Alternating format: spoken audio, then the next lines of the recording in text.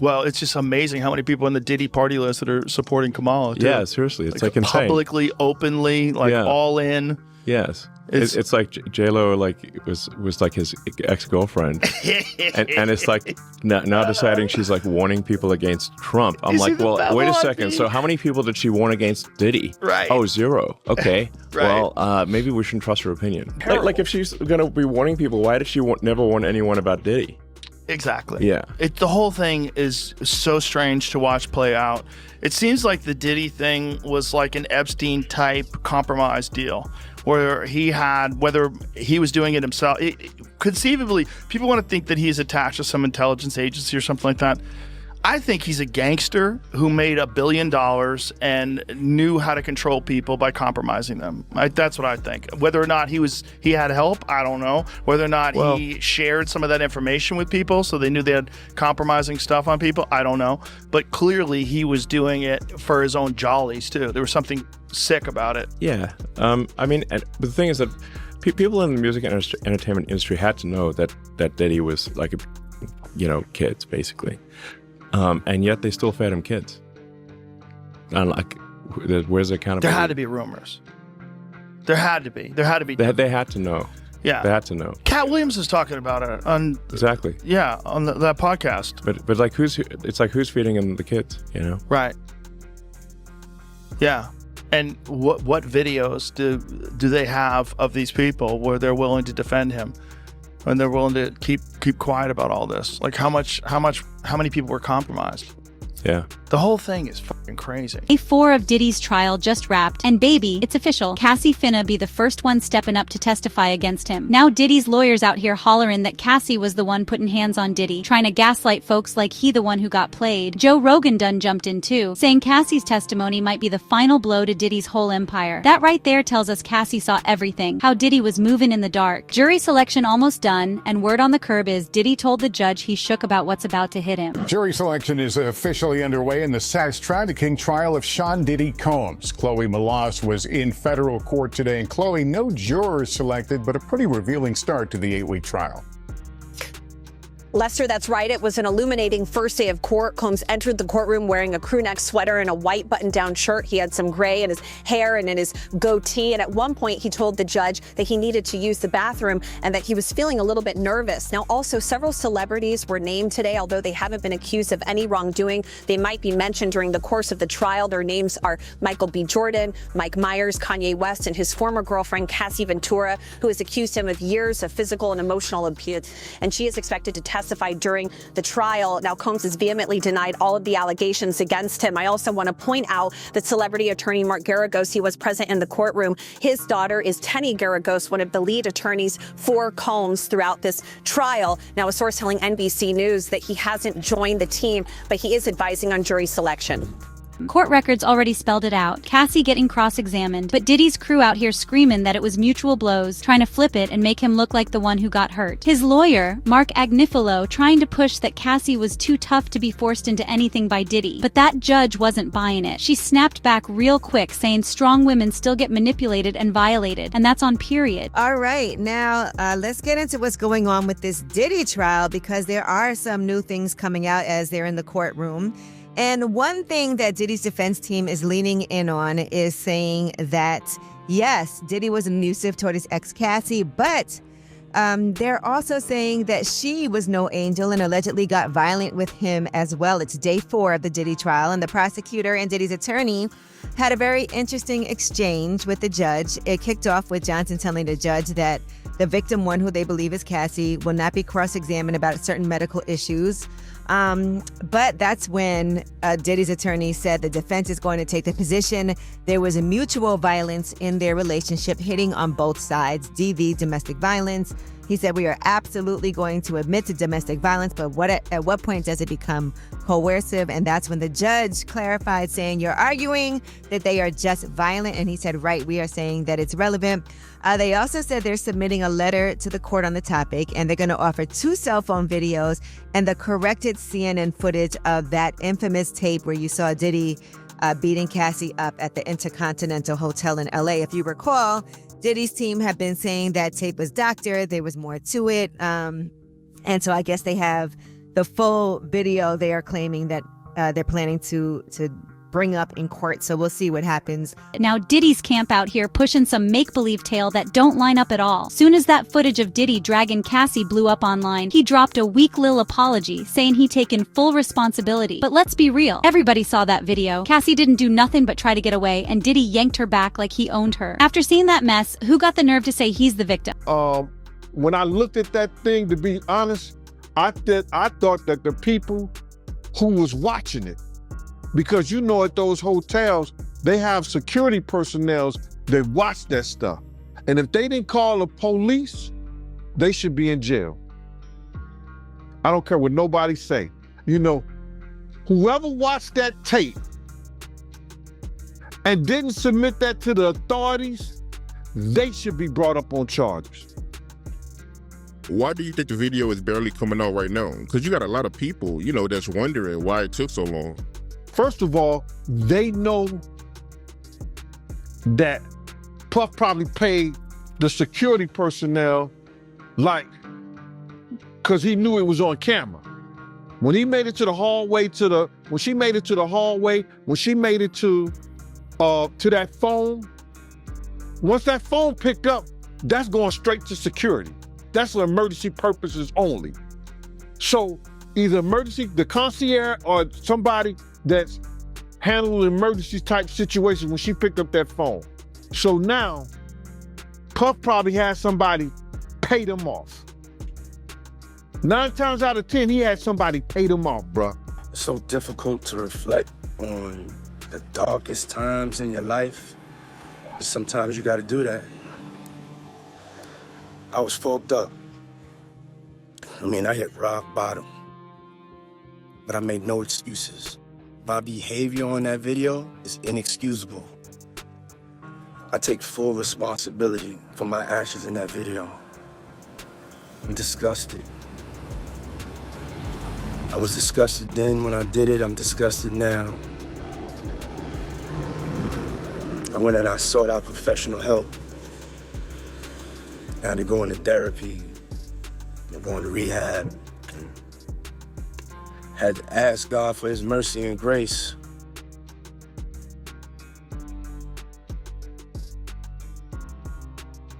I'm so sorry. But I'm committed to be a better man each and every day. I'm not asking for forgiveness. I'm truly sorry. Cassie ready to step up and spill it. And the word is, she could be testifying as early as next week. She the only survivor in this Fed case who said, "I ain't scared," and came forward bold. No disguise, no blurred face. Prosecutors told the court Friday they run in 2 quick witnesses before Cassie takes the stand, and Sis gonna be holding court for most of that first week. And don't forget, Cassie's pregnant with baby number 3 due real soon, but she's still gonna show up like a straight-up warrior. Let's talk about the showdown in the courtroom over the bombshell video allegedly showing Sean Diddy Combs beating his then-girlfriend Cassie Ventura. Diddy's lawyers are arguing to exclude the footage from the rapper's upcoming sex trafficking trial. Legal contributor Brian Buckmeyer joins us now with more on what this could mean for the high-profile case. So good to have you. Okay, so they want this video left out. What's their argument for this?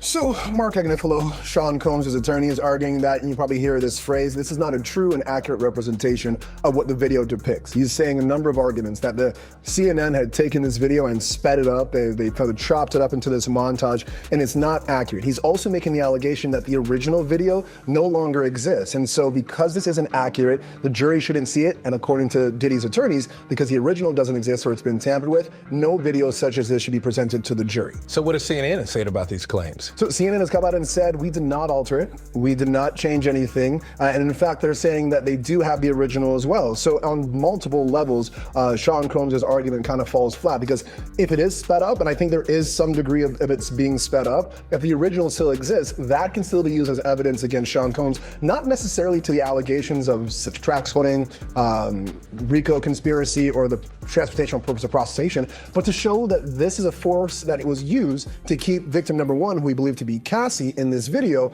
under his control for the purpose of trafficking and this RICO conspiracy. All right, Cassie, she plans to testify against Diddy at the trial, and she's going to use her name. So a lot of the women who have accused Diddy are anonymous. They're Jane Doe or Victim One. John Doe's. Or John Doe's.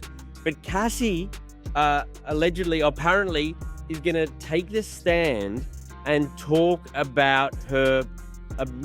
Obviously, that tape of him beating her up at the hotel is what set off this whole thing. You know what I mean? Like, this has just made it matters so bad for Diddy. So now that she is gonna sit up there and like look him square in the eyes and talk about her side of the story, that's not great for Diddy, obviously. No, and like I think also Cassie is a celebrity, right? Like millennials know who she was or is. She had like a booming career back in the day. So I think it also adds some extra zhuzh when you have like a well-known public figure coming forward. Trusted And beloved. Yeah. Too. So I think that also will hurt him. She, of course, became public. All of this went public when that video came out from CNN. So it's been revealed who she is already. And now she is not looking to conceal her name. She wants to, put it all out on the table. And yeah, yikes, it could be really bad for him. Inside the courtroom, report that Assistant U.S. Attorney Emily Johnson read out loud the text that Diddy reportedly sent to Cassie Ventura after an altercation in a hotel in 2016. She references security video of the event that went public, showing Diddy hitting his then-girlfriend in a hotel hallway. The text from Diddy at the time read, quote, "Call me, the cops are here. I got 6 kids. Yo, please call, I'm surrounded. You gonna abandon me all alone?" The assistant U.S. attorney argues in court that, quote, the defendant knew he had done something that could elicit police. Just last week, Diddy's legal squad was screaming that the video of him roughing up Cassie was fake news, saying it was all chopped up and doctored to make him look guilty. They claim the clip was edited to hell, sped up, slowed down, sliced up, and all the timestamps switched to tell a fake story. But CNN ain't backing down. They said the video's still sitting there, untouched in its original form. Combs wants that video or videos excluded from trial. And for that, we turn to his motion in limine to exclude video footage of that March 5th, 2016 incident. Motion in limine is a pretrial motion that aims at preventing evidence from coming into trial or limiting it in some way. And it starts by saying, quote, "There is no longer any dispute that the CNN footage from March 5th, 2016 at the Intercontinental Hotel offered by the government at 3 separate bail hearings is wholly inaccurate, having been altered, manipulated, sped up, and edited to be out of sequence. As indicated below, CNN paid Redacted, don't know who this person is, Redacted, for footage, copied that footage in unknown ways, presented that footage out of order, and destroyed the original. Accordingly, all the footage from CNN is inaccurate and inadmissible. As for the 2 items of footage filmed by an iPhone 6, those pieces of footage are inaccurate and admissible as well for the reasons set out below." That clip, baby, that's just the intro. The prosecutor's sitting on a whole archive of damning receipts. Word is they'd done interviewed hundreds of people till they had enough dirt to dig Diddy's legal grave. And let's not forget, this ain't just any court. This the Southern District of New York. They known for slamming the hammer. They got a 97% conviction rate. Diddy fighting for his life, and his lawyers feel the heat. The allegations implicate dozens of unidentified witnesses and alleged co-conspirators around the world. And some of the key witnesses to the supposed incidents are dead. Basically meaning, how can we defend against it?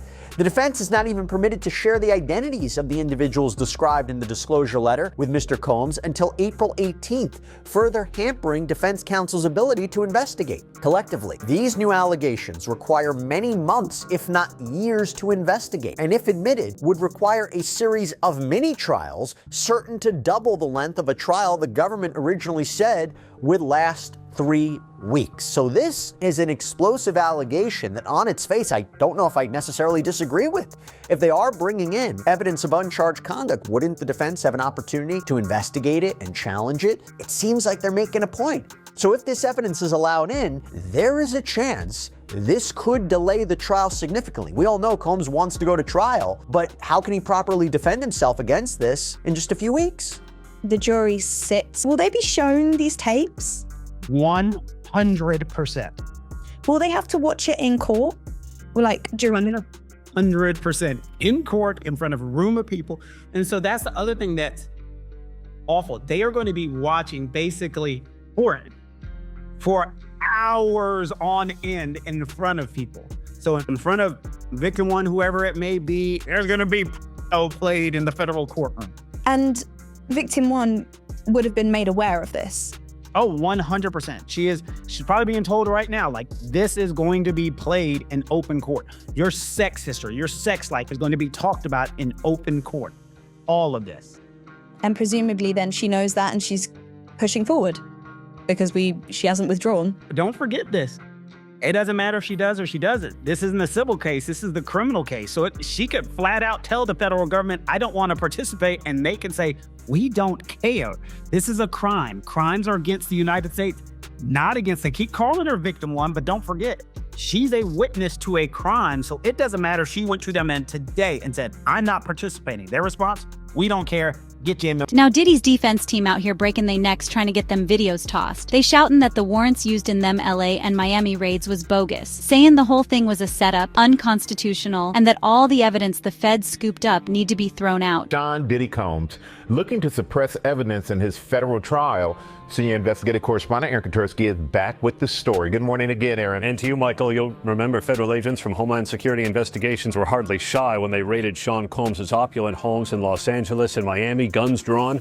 The jailed music mogul now argues those searches and other searches of his iCloud accounts, electronic devices, and New York City hotel room following his arrest were unconstitutional. His lawyers argue evidence obtained through those searches must be suppressed. Diddy's lawyers say the government presented a grossly distorted picture of reality when applying for the search warrants, omitting certain facts and including salacious details from an unnamed producer that were never credible. Combs has pleaded not guilty to racketeering, conspiracy, sex trafficking, and prostitution charges. The defense is also arguing here his ex-girlfriend, Cassie Ventura, was a willing participant in drug-fueled sex performances called freak-offs, not coerced, as prosecutors allege. This latest challenge to his case comes 3 months before trial, and as Combs loses one of his attorneys, Anthony Rico says under no circumstances can he continue to represent Combs. He offered no details about that decision, Robin. Okay.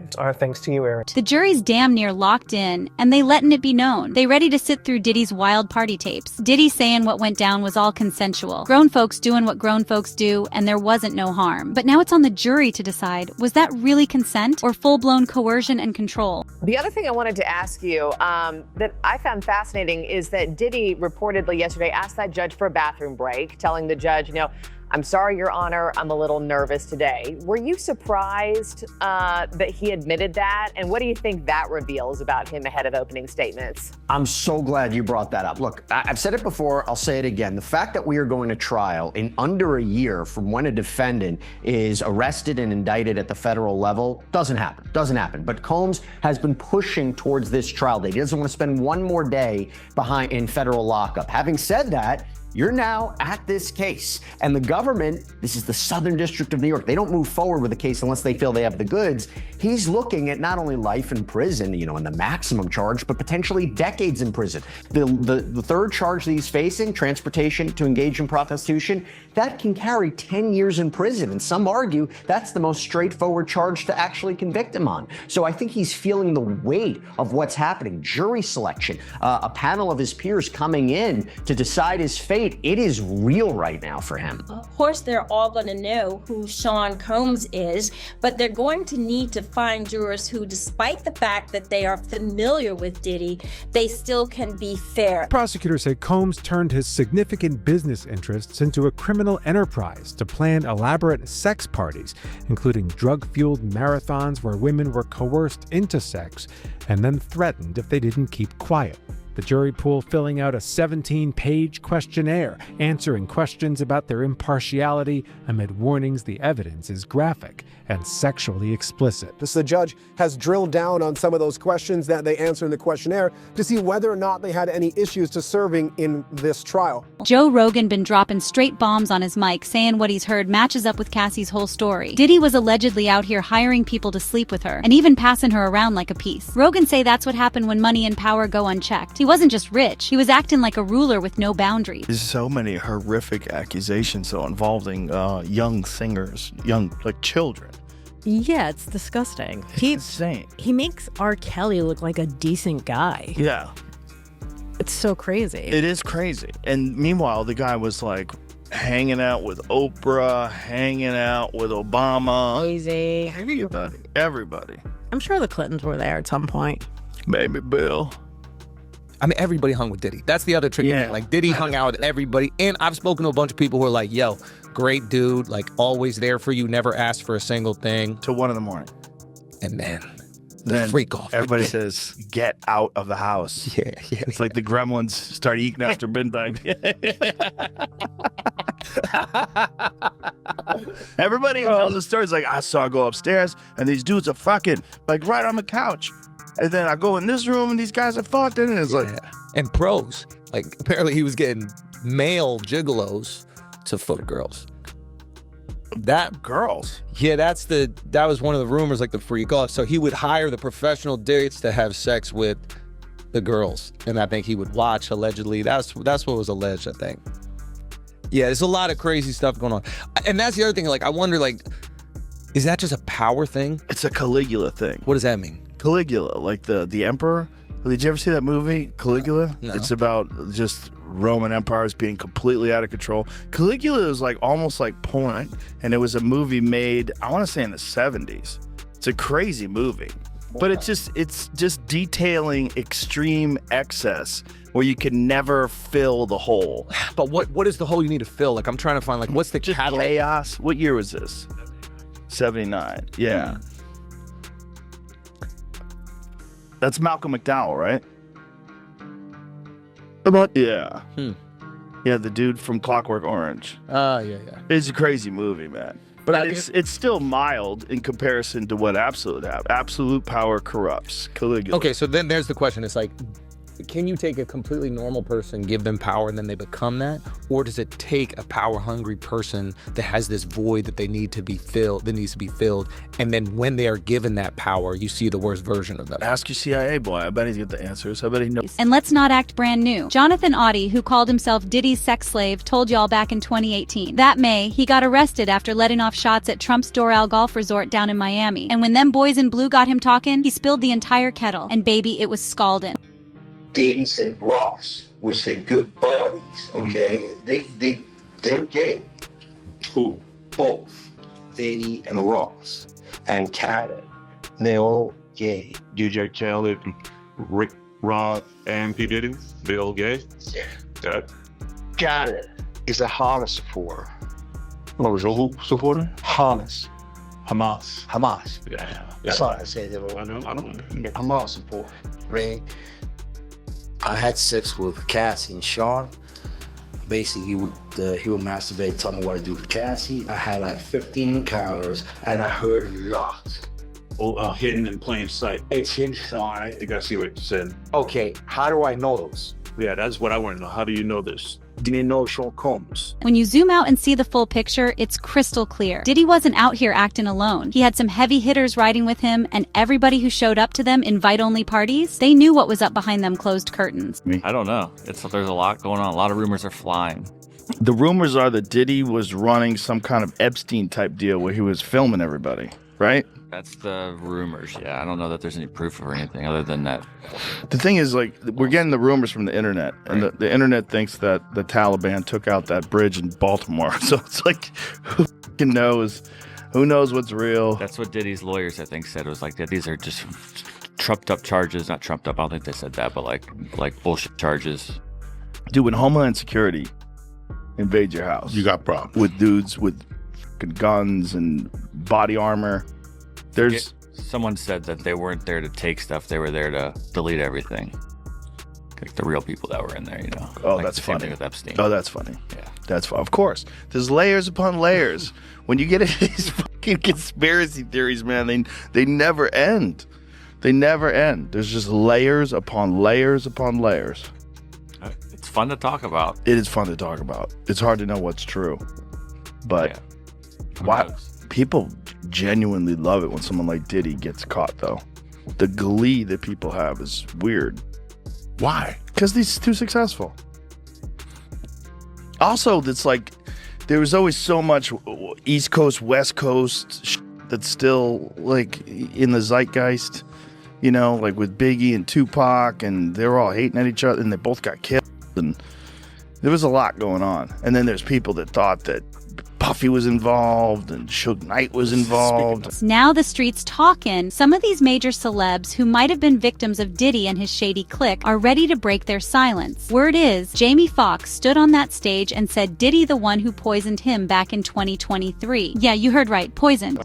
Jamie Foxx is speaking out after being injured during a confrontation at his birthday dinner, a day after the Oscar winner was allegedly involved in a physical altercation with an unidentified person, resulting in him needing to get stitches. The 57-year-old takes to Instagram on December 14th to address the situation and thank fans for their support. Jamie first shares a simple message on his feed that reads, "The devil is busy, but I'm too blessed to be stressed." He then writes in the caption of the post, "The devil is a lie. Can't win here. Thank you to everybody that pray and check on me. When your light is shining bright, they try to bring you darkness, but they don't know that you're built for it. The lights have been shining bright." On December 13th, the Ray actor was celebrating turning 57 with his family at a restaurant in Beverly Hills when things reportedly took a turn. A rep for the actor told NBC News at the time, Jamie Foxx was at his birthday dinner when someone from another table threw a glass that hit him in the mouth. He had to get stitches and is recovering. The police were called and the matter is now in law enforcement's hands. And guess who else threw his name in the mix? Elon Musk. On Joe Rogan's show, he didn't hold back. Straight up said Diddy's connection to Kamala Harris looks sus and needs a full-on investigation. Elon out here pointing fingers and calling names. Well, it's just amazing how many people in the Diddy party list that are supporting Kamala, too. Yeah, seriously. It's like insane. Publicly, openly, like all in.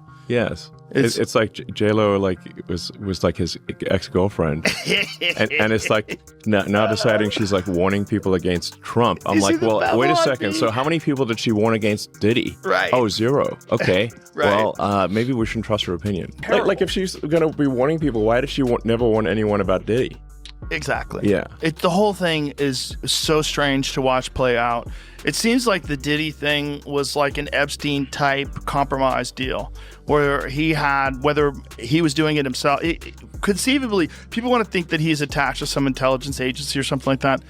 I think he's a gangster who made $1 billion and knew how to control people by compromising them. That's what I think. Whether or not he had help, I don't know. Whether or not he shared some of that information with people so they knew they had compromising stuff on people, I don't know.